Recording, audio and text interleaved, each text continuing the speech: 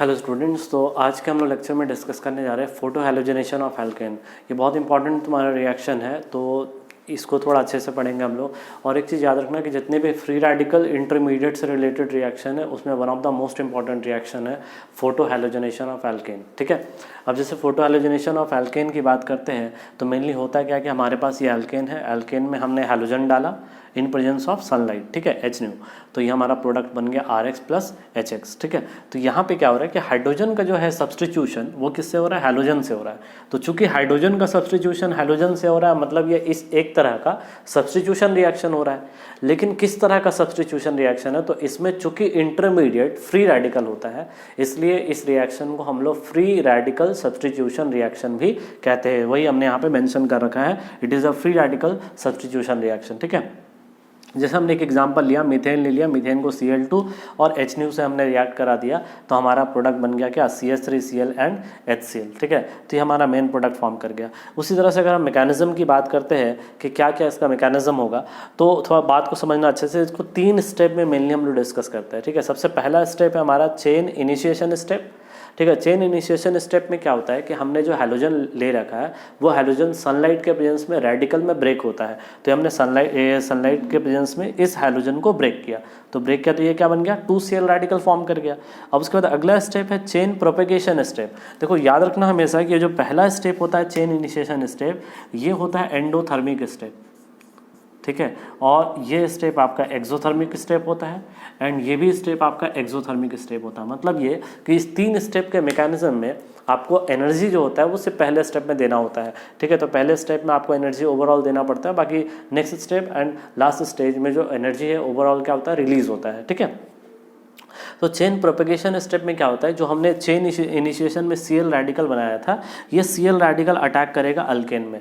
हमने ये चीज़ पढ़ रखा है कि फ्री रेडिकल में ऑलवेज रेडिकल जो होता है वो स्मॉल साइज एटम को अटैक करता है, क्योंकि उसके लिए तुम्हारा रेट ऑफ वहाँ पे हिंड्रेंस जो होता है कम होता है, इसके लिए रेट ऑफ रिएक्शन फास्ट होता है। तो ये Cl रेडिकल के पास ऑप्शन था कार्बन या हाइड्रोजन, इसने अटैक किया किस पे, हाइड्रोजन पे अटैक किया। हाइड्रोजन पे जैसे अटैक किया तो हमारा क्या फॉर्म कर गया, HCl फॉर्म कर गया। और ये हमने बता रखा है कि रेडिकल जनरेट होता है जब रेडिकल अटैक करता है, तो यहाँ पे रेडिकल अटैक किया H पे और यहाँ पे CH3 रेडिकल जनरेट कर दिया। ठीक है, तो ये हमारा CH3 रेडिकल फॉर्म कर गया। उसके बाद अगला स्टेप जो है प्रोपेगेशन का, वो क्या है, CH3 रेडिकल अगेन Cl2 पे अटैक करता है। जब Cl पे अटैक करेगा, चूंकि दोनों आइडेंटिकल एटम है, किसी भी अटैक करेगा तो CH3 रेडिकल मान लो Cl पे अटैक करेगा तो यहाँ होमोलाइटिक फिजन हुआ, तो Cl रेडिकल CH3 रेडिकल मिलके क्या फॉर्म कर गया, CH3Cl plus Cl dot radical. और चेन टर्मिनेशन स्टेप में क्या होता है कि जितने भी प्रोडक्ट साइड में आपका बना हुआ है क्या रेडिकल्स, वो रेडिकल्स आपस में कंबाइन होता रहता है। क्योंकि अब ये सोचो कि मान लो कि किसी रिएक्शन में, ठीक है, किसी रिएक्शन के दौरान CH3 रेडिकल बना, तो ये रेडिकल तो बनता जा रहा होगा, तो ऐसा भी पॉसिबिलिटी है ना कि वो रेडिकल आपस में कंबाइन कर जा रहा होगा। तो ये जितने भी रेडिकल्स फॉर्म करते हैं उनका कॉम्बिनेशन हम यहाँ पे दिखा सकते हैं। ठीक है, CH3 का रेडिकल के साथ Cl का, उसके बाद CH3 का, और कोई इसके अलावा तो कोई रेडिकल फॉर्म हुआ नहीं था। अगर कोई और भी अगर फॉर्म होता तो उन रेडिकल्स का भी आपस में हम यहाँ पे कॉम्बिनेशन करके दिखा देंगे। तो यहाँ पर हमने देखा कि एक हाइड्रोजन को कैसे एक Cl ने रिप्लेस किया। इसी तरह से अगर मान लो दूसरे हाइड्रोजन को फिर से Cl से रिप्लेस करना है तो हम एक Cl का एक और इक्विवेलेंट बढ़ा लेंगे और सेम मैकेनिज्म से जाएगा। यानी कि फिर अगले स्टेप में क्या होगा, Cl ब्रेक होगा, फिर ये Cl रेडिकल बनेगा, फिर अगले स्टेप में क्या होगा, Cl रेडिकल अटैक करेगा किस पे, CH3Cl पे करेगा। अब ये सोचो CH3Cl में कार्बन है, हाइड्रोजन है, क्लोरीन है, किस पे अटैक करेगा, हाइड्रोजन पे अटैक करेगा। तो हाइड्रोजन पे अटैक करके एक रेडिकल बना देगा वो CH2Cl रेडिकल, और फिर CH2Cl रेडिकल फिर अटैक करेगा Cl पे, तो बन जाएगा CH2Cl2। इस तरह से ये इसी स्टेप को फॉलो करके आप सारे हाइड्रोजन को रिप्लेस कर सकते हो विद क्लोरीन एटम। ठीक है, कुछ इंपॉर्टेंट पॉइंट्स हमने ले रखा है यहाँ पे, ध्यान से देखो। जो हमारा सबसे स्लो स्टेप था वो स्लो स्टेप कौन है, ये Cl रेडिकल का इस H पे अटैक। ठीक है, तो ये हमारा RDS है। तो RDS में क्या बन रहा है, रेडिकल बन रहा है। अब रेडिकल बहुत ज़्यादा स्टेबल होगा तो वो तुरंत रिएक्शन प्रोसीड कर जाएगा। तो मतलब हम ऐसा कह सकते हैं कि जो रेट ऑफ रिएक्शन है वो डायरेक्टली प्रोपोर्शनल होगा stability of carbon free radical के। ठीक है, तो यहाँ पर वही हमने मेंशन कर रखा है। ठीक है, पहला point, formation of free radical is RDS और चूंकि formation of free radical RDS है, इसलिए रेट ऑफ रिएक्शन डिपेंड करेगा किस पे, स्टेबिलिटी ऑफ फ्री रेडिकल पे। इसलिए हमने यहाँ पे लिख रखा है कि rate of reaction will increase with the increase in stability of free radical, यानी जितना ज़्यादा स्टेबल फ्री रेडिकल फॉर्म करेगा उतना ज़्यादा रेट ऑफ आपका रिएक्शन होगा। तो ये हमने वहाँ पे ऑर्डर लिख रखा है 3 degree, 2 degree, 1 degree and 0 degree. देखो क्लोरीनेशन जो है वो डार्क में पॉसिबल नहीं है, ठीक है। तो क्लोरीनेशन चूंकि डार्क में पॉसिबल नहीं है, तो ये अगर मान लो आपको डार्क में रिएक्शन कराना ही है, ठीक है, तब उसके लिए बहुत हाई टेम्परेचर का रिक्वायरमेंट होता है, लगभग 200 डिग्री सेल्सियस का, ठीक है। उसी तरह से फ्लोरीनेशन जो होता है रिएक्शन बहुत फास्ट होता है, यानी कि अगर मान लो हम रिएक्टिविटी की बात करते हैं तो फ्लोरीन, क्लोरीन, ब्रोमीन, आयोडीन, तो हमने एक एल्केन लिया, एल्केन को फ्लोरीन से कराया, एल्केन को क्लोरीन से कराया, ब्रोमीन से कराया, आयोडीन से कराया, तो रिएक्टिविटी धीरे धीरे धीरे धीरे स्लो होता जाता है। क्यों? देखो पहला रीज़न तो ये है कि जो तुम्हारा कार्बन और फ्लोरीन का बॉन्ड होगा वो ज़्यादा स्टेबल होगा than carbon chlorine, then carbon bromine, then carbon iodine, क्योंकि बॉन्ड लेंथ बढ़ता जा रहा है। तो चूंकि कार्बन फ्लोरीन ज़्यादा बॉन्ड स्टेबल है, मतलब वहाँ ज़्यादा एनर्जी रिलीज हुआ होगा, इसलिए फ्लोरीनेशन जो होता है वो एक्सप्लोसिव नेचर का होता है। तो इस एक्सप्लोसिव नेचर के कारण फ्लोरीनेशन को हम जनरली डार्क में हमेशा रिएक्शन को प्रोसीड कराते हैं, ठीक है। मीन्स अंधेरा हम लोग जहाँ पे होगा वहाँ पे हम फ्लोरीनेशन कराएंगे, और साथ ही साथ हम ये बोलते हैं कि उस फ्लोरीन गैस को हम लोग डाइल्यूट करते हैं विथ नाइट्रोजन गैस। तो ये दो मतलब कि हम बोल सकते हैं फैक्टर को कंसिडर करते हैं while fluorination of alkene, because fluorination होने के बाद जो रिएक्शन होता है वो काफ़ी एक्सप्लोसिव होता है, ठीक है। उसी तरह से अभी यहाँ पे जो हमने रिएक्शन लिखा CH4 + F2, देखो डाइल्यूट कर रहे हैं इसको किसके साथ, नाइट्रोजन गैस के साथ, और डार्क में हमने प्रोसीड कराया तो क्या बन गया, CH3F कर गया, ठीक है। यहाँ पे N2 गैस का कोई रिएक्टिविटी मतलब वो किसी से रिएक्ट नहीं कर रहा, वो N2 gas simple fluorine gas को डाइल्यूट कर रहा है, क्योंकि गैस का मिक्सचर हो गया, तो गैस का मिक्सचर हो गया तो वहाँ पे डाइल्यूशन हो गया। N2 तो इसके साथ इनर्ट बिहेवियर शो करेगा, इसलिए N2 का वहाँ पे कोई रिएक्शन होने का तुम्हारा चांसेस नहीं है, ठीक है। तो यहाँ तक नोट करो, और कुछ 1-2 इंपॉर्टेंट पॉइंट्स है वो हम लोग अभी डिस्कस करेंगे, पहले यहाँ तक नोट करो।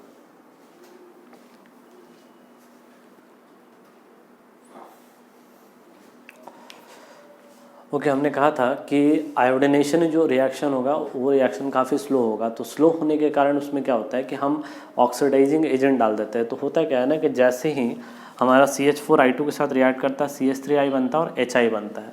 अब जो HI है ये स्ट्रॉन्ग रिड्यूसिंग एजेंट है। रिड्यूसिंग एजेंट का मतलब ये, ठीक है, कि ये क्या करेगा, सामने वाले को रिड्यूस करेगा, मतलब खुद ऑक्सीडाइज होगा। तो I पे चूँकि ऑक्सीडेशन स्टेट -1 है, ठीक है, तो -1 होने के कारण ये तुरंत 0 पे जा सकता है, ये +1 में जा सकता है, +3 में जा सकता है, +5 में जा सकता है, +7 में जा सकता है, ठीक है। तो ये क्या करता है कि जो तुम्हारा यहाँ के I- होता है, ठीक है, इसको I2 में चेंज करने का कोशिश करता है। तो यानी कि वापस से रिएक्शन को रिवर्स करने का टेंडेंसी बढ़ जाता है यहाँ पे, ठीक है। तो इसलिए हम ये बोलते हैं, क्योंकि जब इसके I- को ये I- से रिड्यूस कर देगा, ठीक है, तो ये तो मान लो I2 में बदल दिया, अब यहाँ पे CH3+ आ जाएगा, तो यहाँ से तुम्हारा H क्या हो जाएगा, जाकर उसमें ऐड हो जाएगा, ठीक है। तो इस तरह से तुम्हारा हम कहते हैं कि रिएक्शन जो होता है रिवर्सेबल नेचर का होता है। तो इस रिएक्शन का रिवर्सेबल नेचर होने के कारण हम क्या करते हैं कि इसमें एक्स्ट्रा एक ऑक्सीडाइजिंग एजेंट डाल देते हैं, जैसे कि हमने यहाँ पे HiO3 यूज़ किया है।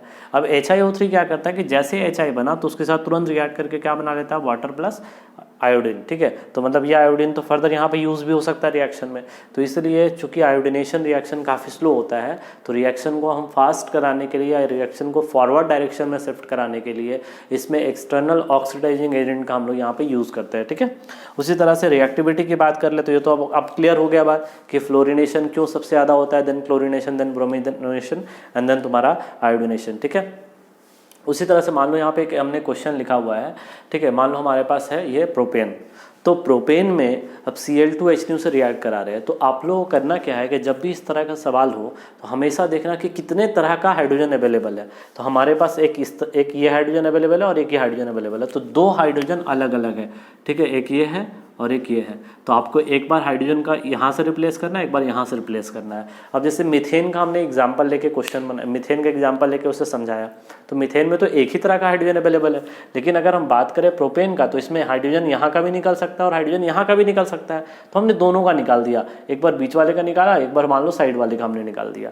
अब देख रहा है कि भाई 2 प्रोडक्ट बन गया, दोनों में कोई एक ज़्यादा होगा कोई एक कम होगा, ठीक है। तो कौन ज़्यादा बनेगा, तो देखो यहाँ पे Cl यहाँ पे बना होगा, मतलब यहाँ पे पक्का रेडिकल बना होगा और यहाँ भी रेडिकल बना होगा। दोनों रेडिकल में ज़्यादा स्टेबल रेडिकल कौन होगा, 2 डिग्री रेडिकल। तो अगर हम इंटरमीडिएट की बात करते हैं, ठीक है, अगर हम इंटरमीडिएट की बात करें तो 2 डिग्री रेडिकल से ये बना और ये 1 डिग्री रेडिकल से बना, तो रेडिकल सबसे ज़्यादा स्टेबल कौन? 2 डिग्री होगा, ठीक है, क्योंकि यहाँ पे कहीं रेडिकल बना होगा, उसी तरह से रेडिकल यहाँ पे कहीं बना होगा, ठीक है, उस रेडिकल से क्लोरीन रेडिकल कंबाइन किया होगा तो ये प्रोडक्ट बन गया होगा, ठीक है। उसी तरह मान लो एक और एग्जांपल हमने लिया है यहाँ पे ब्यूटेन का, तो ब्यूटेन का लिया तो अब देखो यहाँ पे कितने तरीके का हाइड्रोजन अवेलेबल है। अब देखो ये कार्बन या ये कार्बन दोनों तो आइडेंटिकल है और ये दोनों कार्बन आइडेंटिकल है, मतलब एक यहाँ का हाइड्रोजन और एक यहाँ का हाइड्रोजन, दोनों को हमने निकाल के 2 अलग अलग प्रोडक्ट बना दिया, ठीक है। अब फिर से वही बात, ये 2 डिग्री रेडिकल बनता है, ये 1 डिग्री रेडिकल बनता है। अब देखो सवाल बहुत बार लोग कैसे कंफ्यूज कर जाते हैं क्वेश्चन, जैसे ये क्वेश्चन हमसे पूछा, अब बोला कि बताइए नंबर ऑफ प्रोडक्ट कितना फॉर्म करेगा, तो आपने ये तो बना दिया, उसके बाद आपका अगला काम ये होना चाहिए नंबर ऑफ प्रोडक्ट के केस में, ये बहुत बार एडवांस में इंटीजर टाइप में सवाल पूछ चुका है, ठीक है। करना क्या है कि उसमें सब कुछ चेक करना है कि उसमें क्या कायरल कोई सेंटर बन रहा है कि नहीं बन रहा है। जैसे देखो यहाँ पे कायरल सेंटर बन गया, तो कायरल सेंटर बन गया मतलब इसका कितना प्रोडक्ट बन जाएगा, 2 प्रोडक्ट इसका बन गया और 1 प्रोडक्ट इसका बन गया, यानी कि टोटल प्रोडक्ट यहाँ पे कितना बन गया, 3, ठीक है। तो अगर हमें इसका अगर मान लो कि कराना है हेलोजनेशन तो टोटल प्रोडक्ट कितना बन गया यहाँ पे 3। उसी तरह से देखो ध्यान से, इसका मॉलिक्यूलर फॉर्मूला C4H10 था, लेकिन हमें क्वेश्चन दिया गया था नॉर्मल ब्यूटेन, तो जो दिया रहेगा उसी का स्ट्रक्चर बनाना। अब देखो C4H10 का तो यहाँ पे बोला जा रहा था एसाइक्लिक प्रोडक्ट, ठीक है, तो C4H10 का मान लो एसाइक्लिक है तो ऑब्वियसली सिर्फ ब्यूटेन वाला फॉर्म अवेलेबल होगा, तो C4H10 का देखो नॉर्मल ब्यूटेन बना दिया और आइसो ब्यूटेन बना दिया, तो ये दोनों, अब देखो दोनों में डिफरेंस समझ में आ रहा है। यहाँ पे नॉर्मल ब्यूटेन लिख दिया तो सिर्फ इसका ही हमने पॉसिबिलिटी चेक किया, लेकिन C4H10 लिख दिया तो इसमें हर पॉसिबिलिटी चेक करना, यानी कि नॉर्मल ब्यूटेन, आइसो ब्यूटेन, इस तरह से। अगर उसी तरह से नॉर्मल पेंटेन बना देता तो सिर्फ उसका ही हम बनाते आइसोमर, ठीक है, मतलब सिर्फ उसके साथ रिएक्ट कराते। लेकिन अगर लिख देता C5H12 तो मतलब normal pentane, iso pentane, neo pentane का स्ट्रक्चर बनाकर और फिर उनमें आपस में total number of product count करता है, ठीक है, वो भी हम लोग यहाँ पे डिस्कस करेंगे, ठीक है। तो सबसे पहले देखो C4H10 है, तो C4H10 Cl2H9 पूछा जा रहा है नंबर ऑफ प्रोडक्ट कितना बनेगा, तो C4H10 का पहले हमने नॉर्मल ब्यूटेन बनाया और हमने पहले आइसो ब्यूटेन बनाया। अब देखो इसमें कितना तरह का हाइड्रोजन अवेलेबल होगा, ठीक है, एक तो यहाँ पे दिख रहा होगा, एक यहाँ दिख रहा होगा, तो दोनों को रिप्लेस कर दिया, 2 अलग अलग प्रोडक्ट बन गया। अब यहाँ पे चूंकि कायरल सेंटर आ गया तो इसका 2 प्रोडक्ट, यहाँ पे कोई कायरल सेंटर नहीं है तो 1 प्रोडक्ट, टोटल 3 प्रोडक्ट बन गया इससे, ठीक है। अब देखो आइसोब्यूटेन के स्ट्रक्चर में कौन कौन हाइड्रोजन डिफरेंट है, देखो ये हाइड्रोजन, ये हाइड्रोजन, ये हाइड्रोजन, ये तीनों हाइड्रोजन तो सेम है और एक यहाँ पे हाइड्रोजन है, मतलब 2 प्रोडक्ट यहाँ पे फॉर्म करेगा, देखो दोनों जगह हमने हाइड्रोजन लगा दिया, तो टोटल प्रोडक्ट इसमें कितना बन गया 5। तो इस तरह से इंटीजर टाइप में बहुत बार क्वेश्चन ये पूछ चुका है, ठीक है, यहाँ तक नोट करो। फिर और कुछ सवाल है जो अभी हम यहाँ पे डिस्कस करेंगे।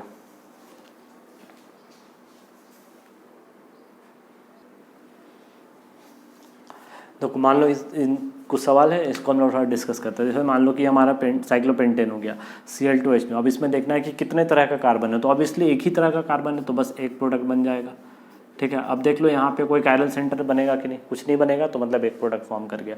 अब Cl2H9 है, अब देखो कितने तरीके का कार्बन दिख रहा है, एक तो ये हो जाएगा, ठीक है, दूसरा यहाँ लग जाएगा, ठीक है। अब देखो इसके रेस्पेक्ट में ये, इसके रेस्पेक्ट में एक ये भी तो हो जाएगा, ठीक है। तो पहले सारे पॉसिबल प्रोडक्ट्स बना दो और एक तो ये दिख रहा है, तो देख रहे हो ना कितना तरह का हाइड्रोजन हो गया, 1 2 3 4 तरह का हाइड्रोजन, तो चारों हाइड्रोजन को आप पहले फॉर्म कर दो। तो मान लो कि हमने सबसे पहले, ठीक है, यहाँ पे हमने लगा दिया, ठीक है, यहाँ पे HCl लगा दिया, उसके बाद मान लो कि एक और हमने लगा दिया इस जगह पे, ठीक है, ये मिथाइल हो गया, यहाँ पे Cl लगा दिया।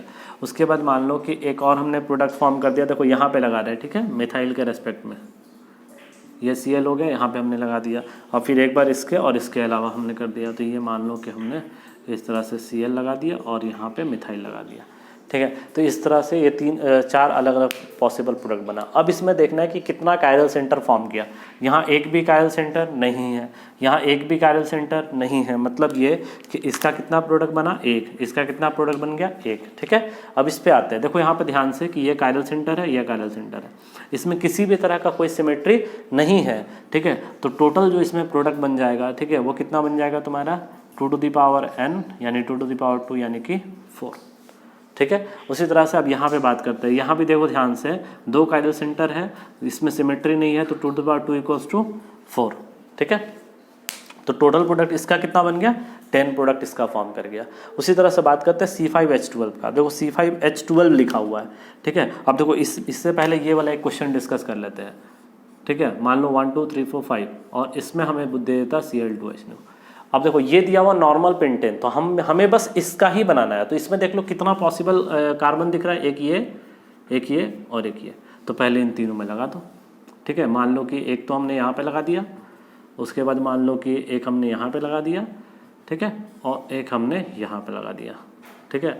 अब देख लो कि कितना कायरल सेंटर बना, एक कायरल सेंटर बन गया, मतलब इसका 2 प्रोडक्ट, इसका 1 प्रोडक्ट और इसका 1 प्रोडक्ट, ठीक है। तो टोटल कितना हो गया, इसमें 4 प्रोडक्ट फॉर्म कर गया। उसी तरह से जैसे यहाँ पे C5H12, तो इसका हर पॉसिबिलिटी C5H12 का सबसे पहले हमें नॉर्मल पेंटेन बनाना है, उसके बाद फिर हमें आइसोपेंटेन बनाना है, ठीक है, एंड देन उसके बाद हमें नियोपेंटेन बनाना है, ठीक है। तो इस तरह से पहले तीनों बना लो, देन चेक करो। तो देखो अभी तो हमने तुरंत नॉर्मल पेंटेन का बनाया, कितना नॉर्मल पेंटेन का बन गया, ठीक है, टोटल 4। तो यहाँ पे हमने बना दिया इसका 4 प्रोडक्ट, ठीक है, बिल्कुल सिमिलर जाएगा सेम। अब ये आइसोपेंटेन, अब इस पे देखना है कि इस पे कितना बन रहा होगा, ठीक है। तो देखो एक तो ये कार्बन अलग है, ये दोनों तो आइडेंटिकल होगा, तो एक तो ये हो गया, उसके बाद दूसरा यहाँ हो गया, तीसरा यहाँ हो गया, चौथा यहाँ हो गया। ये चारों को पहले फॉर्म कर लो, ठीक है, चारों अलग अलग बना लो, ठीक है। तो कहाँ कहाँ लगा रहे थे, एक हमने Cl लगाया यहाँ पे, ठीक है, एक हमने Cl लगा दिया इस पे, एक हमने Cl लगा दिया इस वाले पे, और एक Cl लगा दिया इस वाले पे। अब देखो कि कितना कायरल सेंटर बन रहा है, ठीक है। देखो ध्यान से, क्या ये कायरल सेंटर है, CH3 CH2Cl ये, और एक हाइड्रोजन डिफरेंट, ठीक है। यहाँ पे कोई कायरल सेंटर नहीं आएगा, यहाँ पे चेक कर लो कि कायरल सेंटर बन रहा है कि नहीं। ये देखो एक कायरल सेंटर यहाँ पे बन गया, ठीक है, और यहाँ पे किसी तरह कोई कायरल सेंटर नहीं है, मतलब यहाँ पे टोटल प्रोडक्ट कितना, इसका 2, इसका 1, इसका 2, इसका 1, तो 1 2 3 4 और 2 6, तो 6 प्रोडक्ट तो यहाँ फॉर्म कर गया। तो देख रहे हो ना, C5H12 का एक 4 प्रोडक्ट यहाँ बन गया, 6 प्रोडक्ट यहाँ बन गया, 10 प्रोडक्ट। इस तरह का क्वेश्चन हमने आइसोमेरिज्म में भी बना रखा है, ठीक है। उसका एक्चुअल यूज यहाँ पे तुम्हारा किया जा रहा है। उसके बाद देखो यहाँ पे तो एक ही कार्बन दिख रहा है, तो एक यहाँ लगा दो, मतलब एक। तो टोटल कितना प्रोडक्ट C5H12 का हो गया, 11 प्रोडक्ट, ठीक है।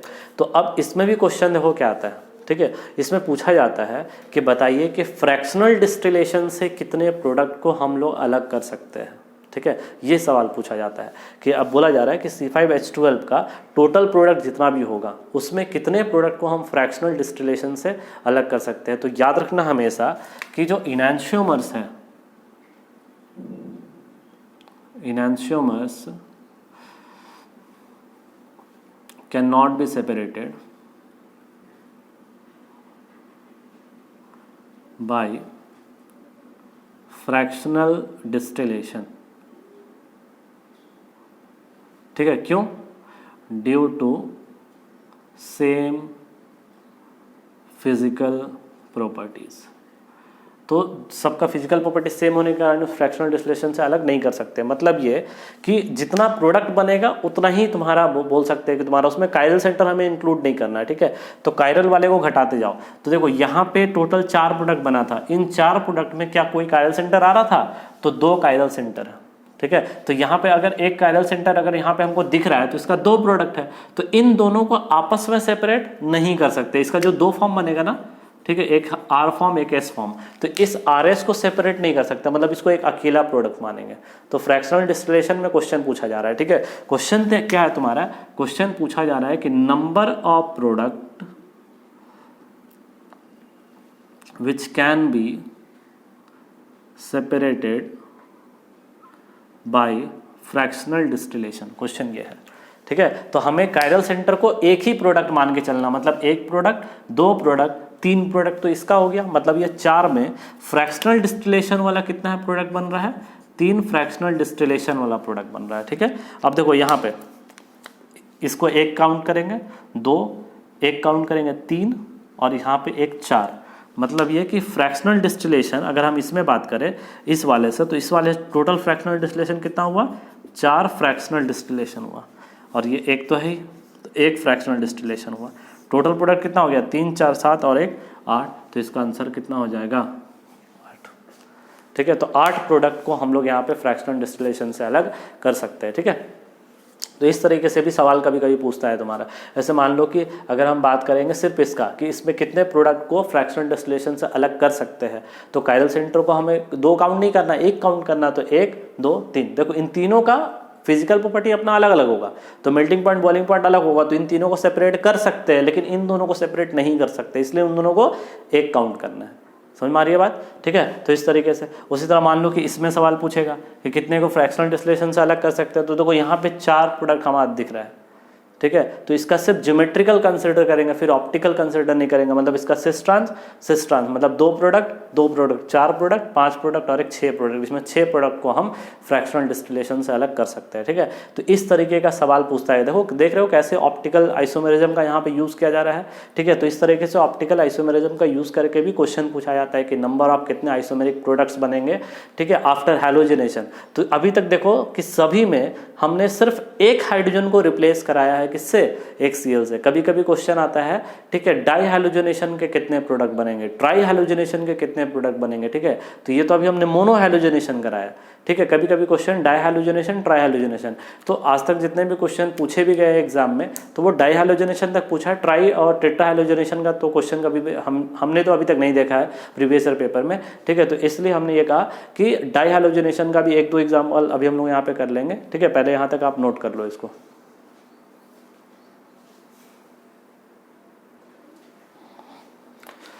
चलिए देखिए, एक सवाल करते हैं। अब डाई हैलोजिनेशन का केस चल रहा है। ठीक है, तो डाई हैलोजिनेशन का क्वेश्चन को हम लोग कैसे अप्रोच करेंगे उसको थोड़ा समझते हैं। जैसे मान लो कि हमें एग्जांपल दिया हुआ है इथेन का, अब बोला जा रहा है इसका डाई हैलोजिनेशन कर रहे हैं तो कितना प्रोडक्ट बनेगा।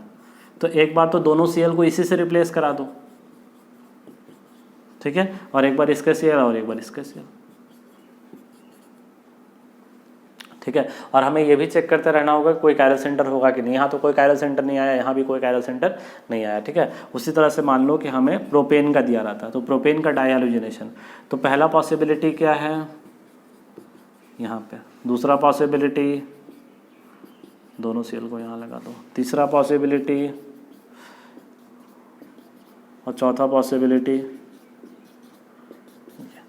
ठीक है, अब इसमें कायरल सेंटर ढूंढना है। यहाँ कोई कायरल सेंटर नहीं बन रहा है, यहाँ पे कोई कायरल सेंटर नहीं बन रहा है, यहाँ पे कायरल सेंटर यहाँ बन गया। ठीक है, यहाँ पे कोई कायरल सेंटर नहीं बन रहा है, तो मतलब इसका कितना प्रोडक्ट 2, इसका 1, इसका 1, इसका 1, टोटल 5। ठीक है, तो इस तरीके से डाई हैलोजिनेशन का भी क्वेश्चन आता है। इसी तरह से मान लो कि अगर आपको नॉर्मल ब्यूटेन का, ठीक है, Cl2H है, डाई हैलोजिनेशन पूछा जा रहा है। डाई हैलोजिनेशन का क्या होगा प्रोडक्ट, तो पहला पॉसिबिलिटी क्या है, दोनों Cl को हमने यहाँ पे लगा दिया। दूसरा पॉसिबिलिटी क्या है कि एक Cl को हमने यहाँ पे लगा दिया, एक Cl को यहाँ लगा दिया। उसी तरह से अगला पॉसिबिलिटी क्या हो सकता है कि मान लो कि जो Cl यहाँ पे लगाया था वो हमने दोनों Cl यहाँ पे लगा दिया, तो इधर से सेकंड इधर से सेकंड, दोनों कार्बन तो सेम है, मतलब यहाँ तो नहीं लगा सकते आप। उसी तरह से अगला पॉसिबिलिटी क्या है, एक Cl इस पे लगा दो, एक Cl इस पे लगा दो। फिर अगला पॉसिबिलिटी क्या बन जाएगा कि एक Cl इस पे लगा दो, एक Cl इस पे लगा दो। फिर अगला पॉसिबिलिटी एक Cl इस पे लगा दिया हमने 1 2 3 और एक Cl इस पे लगा दिया। तो देख रहे हो ना, अब इसमें हम लोग सारा कायरल सेंटर चेक करेंगे। तो इस तरीके से डाई हैलोजिनेशन का क्वेश्चन आता है। तो मेनली जो प्रीवियस ईयर पेपर में सबसे ज़्यादा क्वेश्चन पूछे जाते हैं वो प्रोपेन और इथेन से ज़्यादा पूछे जाते हैं, क्योंकि आप देख सकते हो ना कि जैसे ब्यूटेन आएगा तो उसमें प्रोडक्ट्स भी बढ़ेगा, प्रोडक्ट बढ़ेगा तो उसमें कायरल सेंटर भी बढ़ेगा, तो कायरल सेंटर बढ़ेगा तो number of as a whole products भी बढ़ता जाएगा। तो इसलिए ज़्यादा क्वेश्चन को कॉम्प्लिकेट नहीं किया जाता है। ठीक है, अब जैसे कि मान लो कि एक एग्जांपल लेते हैं, जैसे ये हमने बता रखा है। ठीक है, मान लो प्रोपेन लिया, अब प्रोपेन ले लिया, Cl2H बन गया, अब Cl बन गया और ये Cl बन गया। तो ध्यान से देखो, ये 2 डिग्री है और ये 1 डिग्री है। तो क्वेश्चन कभी कभी क्या होता है कि 2 डिग्री का कितना परसेंट बना होगा और 1 डिग्री का कितना परसेंट बना होगा, यानी कि क्वेश्चन में अब हमें प्रोडक्ट का परसेंटेज भी पूछा जाता है। ठीक है, तो इसको हम लोग इस लेक्चर के दूसरे पार्ट में इसको हम लोग जरूर डिस्कस करेंगे कि किसी भी जो तुम्हारा अगर मान लो कि बन रहा है एल्केन, तो उसमें हम लोग परसेंटेज कैसे कैलकुलेट करते हैं, क्लोरीनेशन और ब्रोमिनेशन। देखो फ्लोरीनेशन और आयोडीनेशन जो है वो हम लोग डिस्कस नहीं करेंगे परसेंटेज के फॉर्म में, हालांकि उसको भी आप सेम वे से अप्रोच कर सकते हो। नहीं करने का रीज़न ये है कि फ्लोरीनेशन है तुम्हारा बहुत ज़्यादा एक्सप्लोसिव नेचर का, तो इसलिए उससे ज़्यादा प्रोडक्ट हम फेवर करते नहीं हैं। ठीक है, और जो तुम्हारा आयोडीनेशन है काफ़ी स्लो है, तो इसलिए हम लोग मैक्सिमम केसेज में जो रिएक्शन सबसे ज़्यादा डिस्कस करते हैं वो हम डिस्कस करते हैं क्लोरीनेशन और ब्रोमिनेशन। तो हम लोग अगले क्लास में, अगले लेक्चर में ये चेक करेंगे कि क्लोरीनेशन और ब्रोमिनेशन का परसेंटेज हम लोग कैसे निकालेंगे। ठीक है, तो इस लेक्चर के लिए इतना ही। Thank you.